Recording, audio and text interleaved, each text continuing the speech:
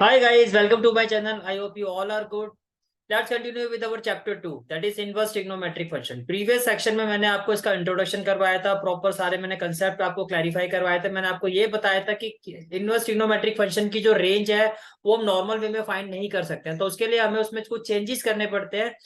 जो भी repeated interval होता है हमें उसे इग्नोर करना पड़ता है, तभी हम किसी ट्रिग्नोमेट्रिक फंक्शन का इनवर्स फंक्शन फाइंड कर सकते हैं। अगर आपने इसका फर्स्ट पार्ट नहीं देखा है तो पहले आप उसका फर्स्ट पार्ट जरूर देख लेना, ताकि आपको कंसेप्चुअल क्लैरिटी हो जाए इस चैप्टर की।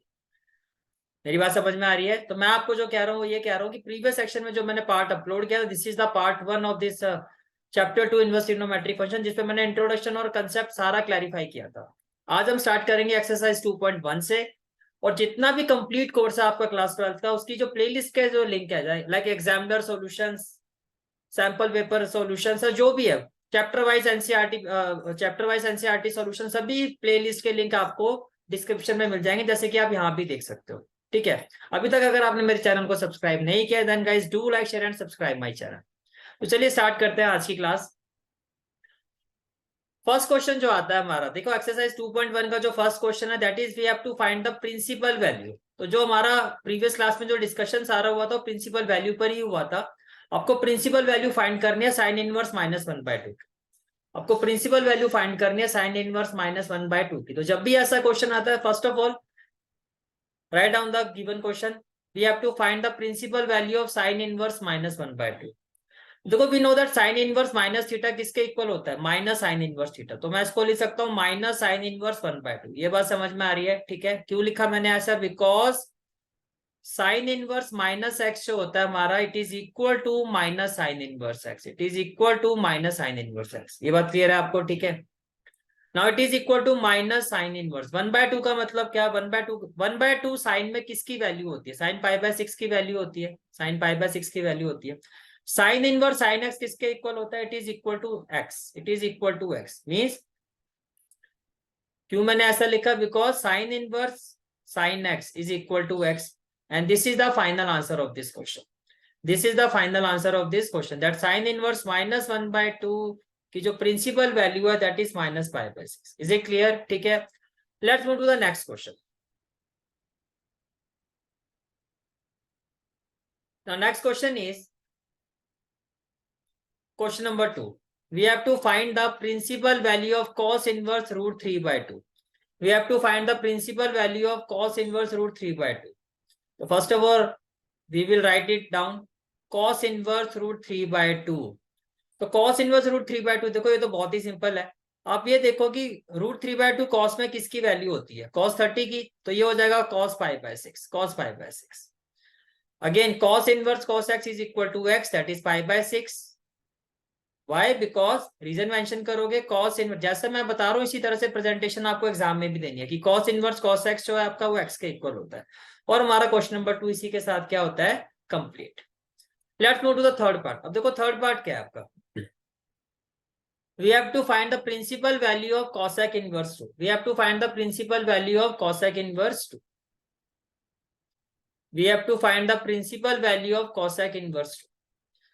तो 2 देखो, तो आपको पहले ये देखना है कि cosec फंक्शन में 2 किस एंगल पर वैल्यू होती है।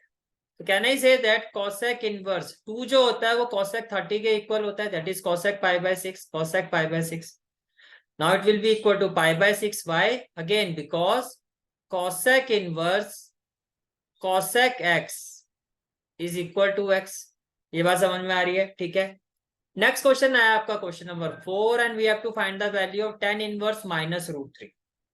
tan inverse -√3। अब tan जो होता है वो साइन फैमिली का ही मेंबर होता है। जैसे sine inverse -x minus sine inverse x के इक्वल होता है, तो tan इनवर्स -x भी आपका माइनस साइन इनवर्स x के इक्वल होगा। तो मैंने क्या कहा? tan इनवर्स -x यानी कि -√3, it will be equal to what? It will be equal to minus tan inverse √3। It will be equal to minus tan inverse √3। ऐसा हमने क्यों लिखा? आप रीजन मेंशन करोगे, बिकॉज tan इनवर्स -x जो होता है आपका वो माइनस tan इनवर्स x के इक्वल होता है। माइनस tan इनवर्स x के इक्वल होता है। So it is equal to minus tan inverse. अब √3 जो होती है 10 में किसकी वैल्यू होती है? √3 जो होती है वो 10 में किसकी वैल्यू होती है? Can I say that 1060, that is 10 π/3। tan theta equal to क्या हो जाएगा, -π/3। ऐसा आपने क्यों लिखा, because we know that tan inverse tan x is equal to x। Clear है यहां तक, ठीक है। Now next question is we have to find the value of cos inverse -1/2। We have to find the value of cos inverse 1/2। अब थोड़ा ध्यान से, because cos के केस में हमने पढ़ा था कि cos इनवर्स -x जो होता है वो माइनस cos इनवर्स x के इक्वल नहीं होता है। मैंने प्रॉपरली आपको डिराइव करके दिखाया था। अगर फर्स्ट नहीं आपको इस चीज का पता है तो पार्ट 1 आप अच्छे से एक बार देख लेना। मैंने पार्ट 1 में प्रॉपर डेरिवेशन आपको करके दिखाई थी। मैंने आपको ये समझाया था कि cos इनवर्स -x जो होता है आपका, it is equal to pi minus cos inverse x, pi minus cos inverse x। Clear हो गया, ठीक है। तो फिफ्थ पार्ट क्या है आपका, आपको फाइंड करना cos इनवर्स -1/2। तो किसके इक्वल हो जाएगा, पाई माइनस, तो ये इक्वल हो जाएगा पाई माइनस cos इनवर्स 1/2 के, पाई माइनस cos इनवर्स 1/2। अब 1/2, अब आपको ये देखना 1/2 cos में किसकी वैल्यू होती है, ये वैल्यू होती है cos 60 की। तो ये हो जाएगा pi minus cos inverse and it will be equal to cos π/3। Again cos inverse cos theta that is theta, तो ये हो जाएगा पाई माइनस π/3। यहाँ आप रीजन मेंशन करोगे that because cos inverse cos x is equal to x, is equal to x। ये clear हो गया आपको। So finally what we will have, it will pi minus π/3 क्या हो जाएगा, 2π/3 and this is the final answer of this question. Let's move to the sixth part. Sixth part is we have to find the value of tan inverse -1। आपको tan inverse -1 की value find करनी। देखो sign family के member में अगर negative sign आता है तो वहां तो कोई इशू नहीं होता, बिकॉज वी नो दैट कि tan इनवर्स -x जो होता है आपका वो किसके इक्वल होता है, वो माइनस tan इनवर्स x के ही इक्वल होता है। ये बात समझ में आ रही है। तो tan इनवर्स -1 किसके इक्वल होगा, ये माइनस tan इनवर्स 1 के ही इक्वल होगा। And it will be equal to minus tan inverse 1 का मतलब क्या हो गया, tan π/4। 1 का मतलब क्या हो गया, tan π/, further it will be equal to minus π/4। Why, because tan inverse tan x, because tan inverse tan x is equal to what, is equal to x, is equal to x। Is it clear, ठीक है। तो यहां तक हमारे 6 question complete होते हैं। Let's move to the next question, question number 7। Next question is question number 7। We have to find the value of sec inverse 2/√3। अब sec जो होता है आपका cos फैमिली का मेंबर होता है, राइट। तो first of all given question is sec inverse 2/√3, sec inverse 2/√3। पहले आपको ये देखना है कि जो 2/√3 है वो sec फंक्शन में किसकी वैल्यू होती है, ये वैल्यू होती है sec थीटा की। तो can I say that it will be equal to sec inverse sec π/6, sec inverse sec π/6 and it will be equal to π/6, it will be equal to π/6 and this is the final answer of this question, this is the final answer of this question। Next question is question number 8। we have to find the value of cot inverse root, we have to find the value of cot inverse √3। देखो cot inverse √3, first of all आप ये देखो कि √3 cot में किसकी value होता है, ये π/6 की वैल्यू होती है। तो it will be equal to cot π/6, cot π/6। Clear है यहाँ तक, ठीक है। And cot inverse cot x किसके इक्वल होता है, π/6 के इक्वल होता है। This is the final answer of this question. Reason आपको सभी जगह मेंशन करना है, क्यों आपने ऐसा लिखा, because cot inverse cot x इसके इक्वल होता है x। यहाँ भी रीजन आप मेंशन दोगे, यहाँ भी आप रीजन मेंशन करोगे। ऐसा आपने क्यों लिखा, because sec inverse sec x is equal to x। ठीक है, प्रॉपर प्रेजेंटेशन आपको पेपर में दिखानी है। Next question is question number 9। We have to find the value of cos inverse -1/√2। अब जैसे ही cos फैमिली आ गई और माइनस का साइन आपको दिखाई दे रहा है तो आपको थोड़ा ज्यादा एक्टिव हो जाना है इस ऐसे क्वेश्चंस में।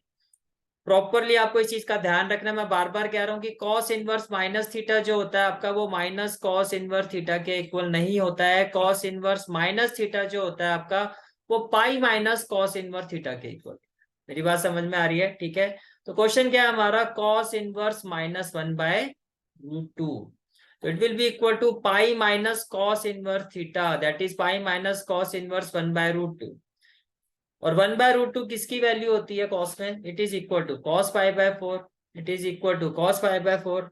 It means what we will have, it will be equal to pi minus pi by 4। अब ऐसा क्यों लिखा आपने? Because cos inverse cos x is equal to x is equal to x. So final answer is equal to 3 pi by 4, and this is the final answer of this question. Now next question is question number 10, and we have to find the value of cosec inverse minus root 2. अब cosec जो होता है आपका sign family का member होता है, तो इसमें ज्यादा टेंशन वाली कोई बात है नहीं। इसमें सिंपल केस होगा that cosec inverse of minus theta जो होगा वो माइनस cosec इनवर्स थीटा की बात है। जहां cos फैमिली का मेंबर आएगा वहां आपको थोड़ा ध्यान से करना है। तो क्वेश्चन क्या है हमारा? cosec inverse minus root, cosec inverse minus, cosec inverse minus, this is the question, right? cosec inverse minus root.